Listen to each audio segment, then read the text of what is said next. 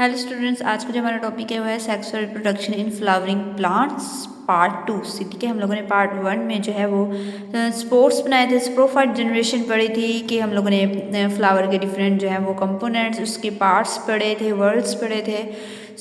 आज की इस वीडियो में हम सबसे पहले पढ़ेंगे प्रोडक्शन ऑफ गैमेट्स। ठीक है, प्रोडक्शन ऑफ गैमेट्स में हम लोगों ने लास्ट वीडियो में पढ़ा था कि एंड्रीशियम जो था वो मेल का reproductive part of flowering plant था। ठीक है, और एंड्रोनीशियम में ही जो है वो माइक्रोस्पोर्स बन रहे थे।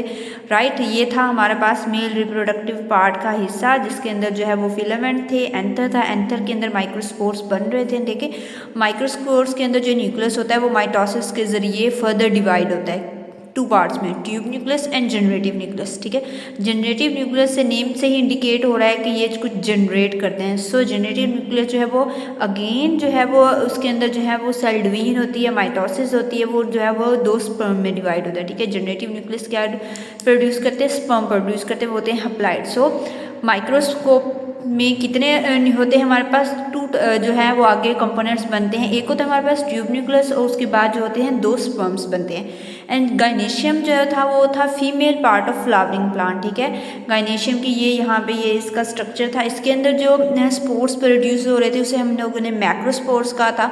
मैक्रोस्पोर्स के अंदर माइटोसिस होती है, वो जो है वो egg cells and associated structure में जो है वो डिवाइड होता है। एसोसिएटेड स्ट्रक्चर को हम फिर न्यूक्लियस भी कहते हैं। क्योंकि इसके अंदर जो न्यूक्लियस होते हैं ना, 2 आपस में फ्यूज हो जाते हैं। ये भी हैप्लॉइड न्यूक्लियस था, ये भी हैप्लॉइड था। ये दोनों जब फ्यूज होते हैं तो डिप्लॉइड न्यूक्लियस बनते हैं। इस वजह से हम लोगों ने इसे ये न्यूक्लियस भी कहा था, जबकि एग सेल जो होते हैं वो हैप्लॉइड होते हैं। ठीक है, एंड्रोनीशियम में क्या बन रहा था, एक ट्यूब न्यूक्लियस बन रहा था और 2 स्पर्म बन रहे थे, जबकि जो है वो गाइनेशियम में एक एग सेल बन रहा था और जो है वो एक एसोसिएटेड स्ट्रक्चर बन रहा था और ये डिप्लॉइड था। राइट, तो हम लोगों ने इस स्टेप में जो है वो गैमेट्स की जो है वो प्रोडक्शन करवा लिया। ठीक है, गैमेट्स की प्रोडक्शन हो गई है। अब जो है हम पढ़ेंगे फ्यूजन ऑफ गैमेट्स, जिसे हम फर्टिलाइजेशन भी कहते हैं, कि गैमेट्स को हम फ्यूज करवाएंगे इसे। पॉलिनेशन की क्या डेफिनेशन है कि व्हेन पोलन ग्रेन मैच्योर, जैसे ही पोलन ग्रेन मैच्योर होते हैं, they are transfer to the stigma. ठीक है, पोलन ग्रेन्स कहाँ पे बनते थे, एंथर पे बनते थे। ठीक है, जो मेल रिप्रोडक्टिव पार्ट था फ्लावर का, उसके अंदर एंथर थे, एंथर के अंदर जो है वो पोलन ग्रेन्स थे और पोलन ग्रेन्स के अंदर जो है वो माइक्रोस्पोर्स बन रहे थे। वो कहते हैं कि जब पोलन ग्रेन मैच्योर जाते हैं तो फिर वो कहाँ जाते हैं, वो ट्रांसफर किए जाते हैं स्टिग्मा में। स्टिग्मा किसका पार्ट था, फीमेल रिप्रोडक्टिव पार्ट था। ठीक है, और इस प्रोसेस को हम कहते हैं pollination, transfer of pollen grain toward stigma is called pollination. ठीक है, ये जो है हमारे पास जो है ये हमारे पास है गाइनेशियम, जो है फीमेल रिप्रोडक्टिव पार्ट का हिस्सा है।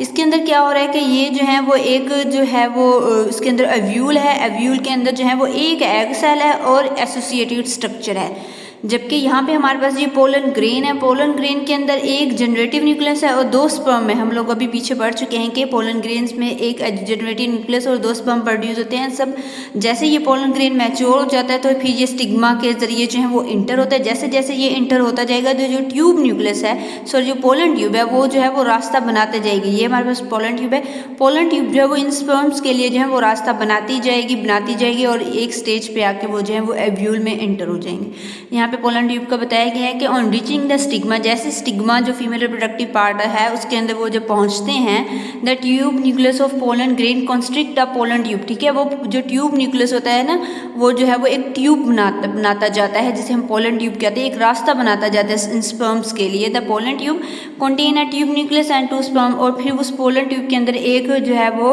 क्या होता है, ट्यूब न्यूक्लियस और 2 स्पर्म्स होते हैं। The tube grow through style. ठीक है, वो जो है वो स्टिग्मा से होता हुआ, वो स्टाइल से होता हुआ, वो ओवरी से होता हुआ ओव्यूल तक पहुंच जाता है। ठीक है, here it burst and release this sperm. ठीक है, यहाँ पे आके वो क्या हो जाता है, वो फट जाता है, ब्रस्ट हो जाता है, उस स्पर्म को रिलीज कर देता है। The sperm both sperm enter the female gametophyte. उसके बाद जो है वो दोनों स्पर्म जो है वो गेमेटोफाइट के अंदर इंटर हो जाते हैं। यहाँ पे ये बताया गया है कि एक स्पर्म आके जो है वो एग सेल के साथ जो है वो फर्टिलाइज करता है और वहाँ उससे जो है वो जाइगोट बनता है। ठीक है, एक स्पर्म है, एक एग सेल, दोनों हिप्लाइड है तो डिप्लाइड बनता है। ठीक है, ये जो स्पर्म है ये भी हिप्लाइड है, जबकि ये एग सेल है ये भी हिप्लाइड है। एंड देन जो दूसरे जो थे दूसरा स्पर्म किसके साथ आके फ्यूज़ होता है, वो फ्यूजन न्यूक्लियस के दरमियान से जो है वो आके फ्यूज़ होता है। फ्यूजन न्यूक्लियस हमने पहले भी पीछे पढ़ा है कि वो डिप्लाइड होता है, क्योंकि ये दो न्यूक्लियस जो है वो आपस में फ्यूज़ हुए होते हैं। ये भी अप्लाइड होता है, ये भी अप्लाइड होता है, तो दोनों भी जब फ्यूज़ होंगे तो डिप्लाइड बन जाएगा। और जिनके साथ जब थर्ड स्पर्म आके जो है वो फ्यूज़ होता है तो फिर ये ट्रिप्लाइड बन जाते हैं, ठीक है, ट्रिप्लाइड न्यूक्लियस बन जाते हैं। देन एग सेल और स्पर्म फ्यूज होंगे तो उससे जाइगोट बनेगा। जब एक फ्यूजन न्यूक्लियस और स्पर्म जब फर्टिलाइज होंगे तो फिर उनसे क्या स्ट्रक्चर बनेगा, एंडोस्पर्म न्यूक्लियस होते कहते हैं। जाइगोट डिप्लाइड एंड ये ट्रिप्लाइड होते हैं, राइट। तो यहाँ तक थी ये पोलिनेशन का प्रोसेस था। उसके बाद वो कहते हैं कि इस प्रोसेस को हम डबल फर्टिलाइजेशन कह रहे हैं, क्योंकि यहाँ पे डबल फर्टिलाइजेशन हो रही है। डबल फर्टिलाइजेशन यहाँ पे हो रही है कि एक स्पर्म जो है वो एग सेल के साथ फ्यूज होकर जाइगोट बना रहा है और एक स्पर्म जो है वो फ्यूजन न्यूक्लियस के साथ जो है वो फ्यूज होकर एंडोस्पर्म न्यूक्लियस बना रहा है। तो यहाँ पे डबल फर्टिलाइजेशन हो रही है। One sperm fuse with egg and form diploid zygote, other sperm fuse with diploid nucleus and form a triploid nucleus, जिसे हम जो है वो एंडोस्पर्म न्यूक्लियस भी कहते हैं। Since the process of fertilisation involve the two fusion, ठीक है, इस फर्टिलाइजेशन के प्रोसेस में फर्टिलाइजेशन फ्यूजन ऑफ गैमेट के प्रोसेस में जो है वो दो फ्यूजन हो रही है, इस वजह से इसे जो है हम डबल फर्टिलाइजेशन कहते हैं। अब जो जाइगोट बना वो आगे जाके एम्ब्रियो में डेवलप होगा।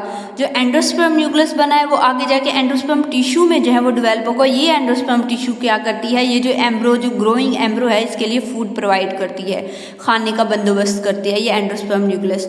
जबकि ओव्यूल जो है वो आगे जाके सीड में चेंज होगा और जो ओवरी है वो आगे जाके फ्रूट में चेंज होती है, राइट। अब ये पूरा का पूरा सीड बन गया है, ठीक है, ये एंडोस्पर्म न्यूक्लियस हो गया। ये जो है वो एम्ब्रियो होगा, जो जाइगोट ने आगे एम्ब्रियो में जो है वो कन्वर्ट होना है, तो ये वो एम्ब्रियो बन गया है, ये एंडोस्पर्म टिश्यू बन गया है, ये सीड कोट बन गया है, ठीक है। तो अब इस तमाम प्रोसेस को एंडोस्पर्म टिश्यू, सीड कोट और एम्ब्रियो, इन तीनों को कलेक्टिवली जो है हम सीड कहते हैं।